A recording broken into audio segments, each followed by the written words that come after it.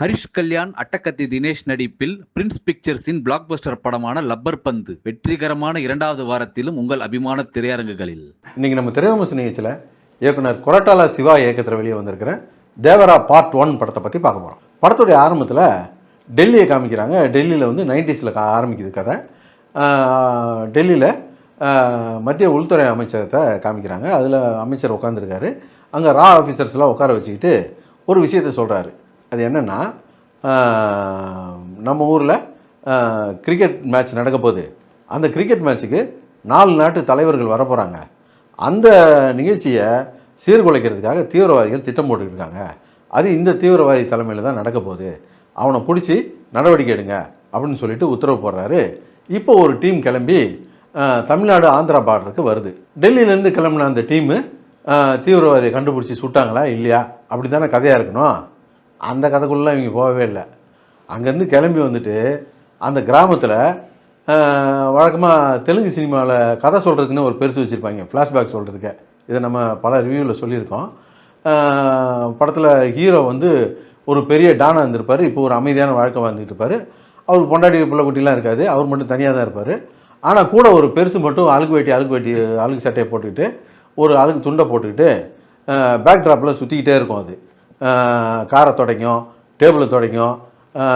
இந்த ஹீரோவுடைய பொண்டாட்டி படத்துக்கு பூ போட்டுக்கிட்டு இருக்கோம், ஃபோனை தொடச்சிக்கிட்டு இருக்கோம், வாயே திறக்காது.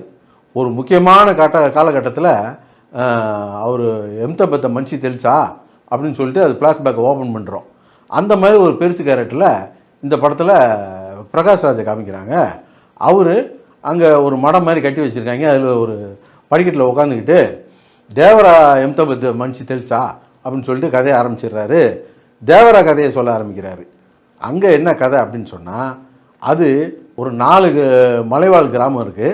அந்த 4 மலைவாழ் கிராமத்துக்காரங்களுக்கும் என்ன வேலை அப்படின்னு சொன்னால், கடலில் மீன் பிடிக்கிறது தான் வேலை. மீனவர்கள் அவங்களாம் கடலில் மீன் பிடிக்கிறவங்க எதுக்கு மலையில் போயிருந்தான்னு தெரியல. ஆனால் அவங்க மீன் பிடிக்கிறவங்க. இப்போ அவங்க மீன் பிடிக்கிற தொழில் மெயின் தொழில் கிடையாது. அந்த வழியாக கப்பலில் கடத்தல் பொருள்லாம் வரும். அது ஆர்பாருக்கு போனால் மாட்டிக்கும். அதனால் அந்த தொழில் செய்யக்கூடிய அந்த டான்னு இந்த கிராம மக்கள்கிட்ட வந்து சொல்லியிருப்பார், அந்த பொருளெல்லாம் கடத்தி கொண்டாந்து கரையில் சேர்த்துட்டிங்கன்னா உங்களுக்கு காசு தரேன்ட்டு. இதை தான் தொழிலாக செஞ்சுக்கிட்டு இருப்பாங்க அந்த ஊரில். ஒரு கட்டத்தில் இவங்க கடத்தி கொண்டாந்து கொடுக்குற பொருள் எல்லாம் பிடிக்கிறதுக்கு கோஸ்ட் கார்ட்லேருந்து ஆள் வந்துடுவாங்க. கோஸ்ட் கார்டு ஆஃபீஸர் ஒரு நல்ல மனுஷன்.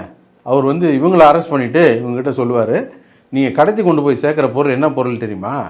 நம்ம நாட்டுக்கு எதிராக தீவிரவாதிகளுக்கு ஆயுதங்களை கடத்துகிறாங்க, அதை தான் நீங்கள் கடத்தி கொண்டு போய் கொடுத்துக்கிட்டு இருக்கிறீங்க.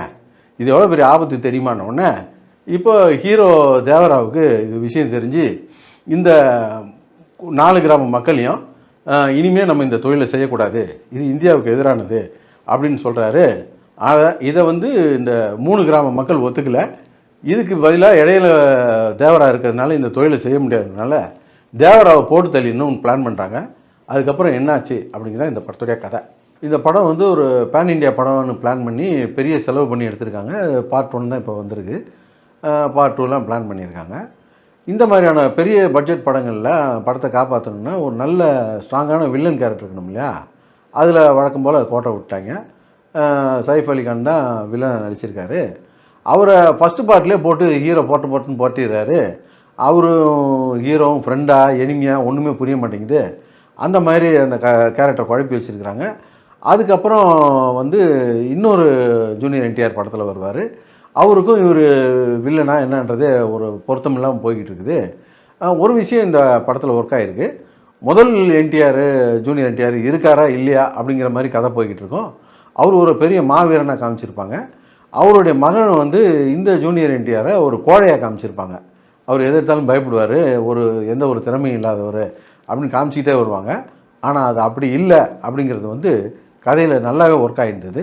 இது ஒரு பெரிய ஹீரோ படம்ன்றதுனால அதில் ஹீரோயின் இல்லைன்னா எப்படி, அந்த ஹீரோயின் வேணுன்றதுக்காக ஜான்வி கபூரை போட்டிருக்காங்க. அவங்க எதுக்கு இந்த படத்தில் வந்தாங்க போனாங்கன்னே தெரியல. அது ஒரு தேவையில்லாத ஒரு கேரக்டர்.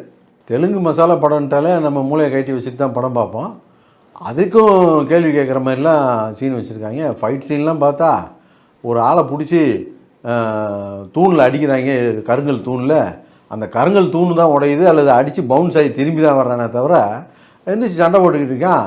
ஆளுக்கு ஒன்றுமே ஆக மாட்டேங்குது. எந்த ஒரு கிராவிட்டி ஃபோர்ஸு எந்த கட்டுப்பாடுகளையும் வர மாட்டேங்கிறாங்க.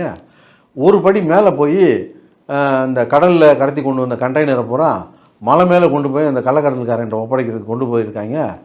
அந்த கள்ளக்கடத்தல் செய்யக்கூடாதுன்னு சொல்லிட்டு ஜூனியர் என்டிஆர் அதை அந்த கண்டெய்னரை மலை மேலேருந்து ஒரே ஆள் 2 சின்ன கண்டெய்னரை பிடிச்சி தள்ளுவார். அதை தடுக்கிறதுக்கு ஒரு 10 பேர் சுற்றி நின்று தடுப்பாங்க. அந்த 10 பேரையும் சேர்த்து வச்சு தள்ளுவார். எப்பாடா ஏய் இதெல்லாம் வந்து பாலகிருஷ்ணாட்ட பர்மிஷன் வாங்கினீங்களா, அப்படியே எடுத்துட்டிங்களா, அல்லது இந்த காப்பி ரைட்டில் நமக்கு உரிமை இருக்குது, நம்மளும் ஒரே ஃபேமிலி தான் அப்படின்ட்டு அந்த உரிமையில் அப்படியே எடுத்துட்டிங்களான்னு தெரியல. அந்த கப்பல்லேருந்து கண்டெய்னரை கடத்துறேன்னு சொல்லிட்டு கண்டெய்னரை தூக்கி தண்ணிக்குள்ளே போட்டுறாங்க. தண்ணிக்குள்ளே கீழே பூமியில் வந்து படும்ல கண்டெய்னரு, அது படாமல் இருக்கிறதுக்கு கீழே வந்து 2 பேர் தண்ணிக்குள்ளே தூக்கிட்டு நின்றுக்கிட்டு இருக்காங்க. அதுக்கும் கீழே தண்ணி இருக்குது. அது எப்படி அந்த இடத்துல தூக்கிட்டு நின்றுக்கிட்டு இருந்தாங்கன்னு தெரியல. அதுக்கப்புறம் பார்த்தா ஒரு சுறா மீன் வருது. அந்த சுறா மீன் அடக்கிறாரு ஹீரோ போயிட்டு. நம்மளால தான் சிரிப்பு அடக்க முடியல. படத்தோடைய மேக்கிங்லாம் நல்லா இருந்துச்சு. ஏன் இருட்டுக்குள்ளே எடுத்து வச்சாங்கன்னு தெரியல. மியூசிக்லாம் கூட அனிருத் மியூசிக்கு. அவர் மியூசிக்கே அவர் காப்பி அடித்து போட்டிருந்தாலும் ரீசைக்கிள் பண்ணி போட்டிருந்தாலும் நல்லா தான் இருந்துச்சு. மொத்தத்தில் இந்த படம் எப்படி இருக்குது அப்படின்னு கேட்டிங்கன்னா, படம் கிராண்டியராக குவாலிட்டியாக இருக்குது. கதை ஒரு ஊரை காப்பாற்றுற ஒரு ஹீரோ, அந்த ஊரை காப்பாற்றுறத சுற்றி இருக்கணும் பிடிக்காதுல்ல, அவரை ஒழிச்சு விட்டணும்னு பார்க்குறாங்க. அதை மீறி அந்த ஊரை அவர் காப்பாற்றினாரா இல்லையா அப்படிங்கிற ஒரு அதர பழசான ஒரு கதை, அதை விட பழசான ஒரு திரைக்கதை.